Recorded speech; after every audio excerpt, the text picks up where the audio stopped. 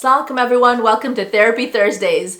I'm very excited to talk about today's topic because it's something that you've probably heard about over the past 8 months over and over again.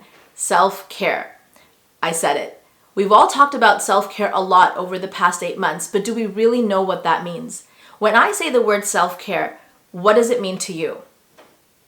Now, if you didn't have an answer for that right away, that means that your self-care plan is in crisis and we need to work on making sure that we get you on track.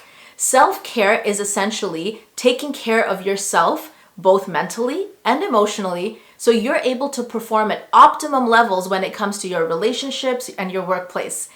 Every one of us needs to have a self-care plan that contributes daily, weekly, and monthly.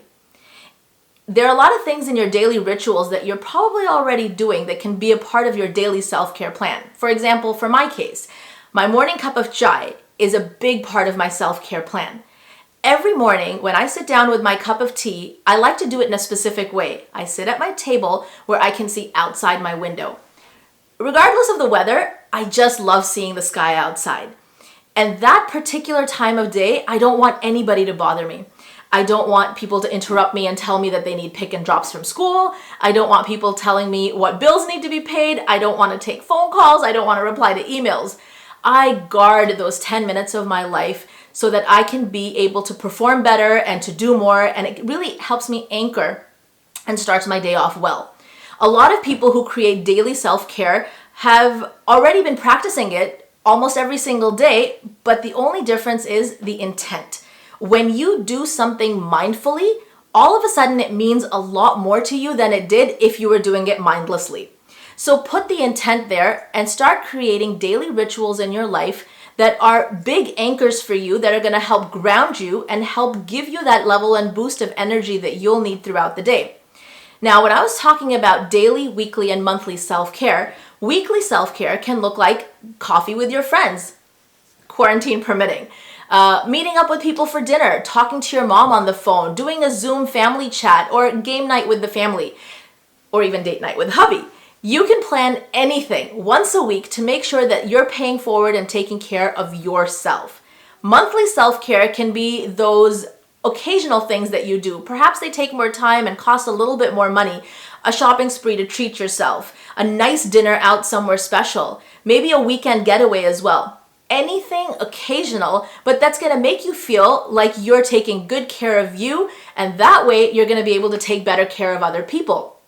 In my case, I create a regulated daily, weekly, monthly self-care plan so that I'm always on top of my game, and it's not just about me having to repair myself because I was struggling or broken.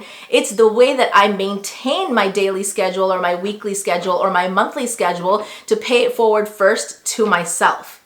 What's the difference between self-care and being selfish?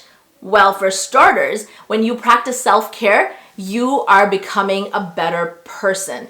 People who practice daily, weekly, and monthly self-care plans tend to be a lot more grounded, a lot more calmer, and in many ways a lot more successful, both professionally and personally as well. So when you're practicing self-care, always remind yourself, how is this making me a better person?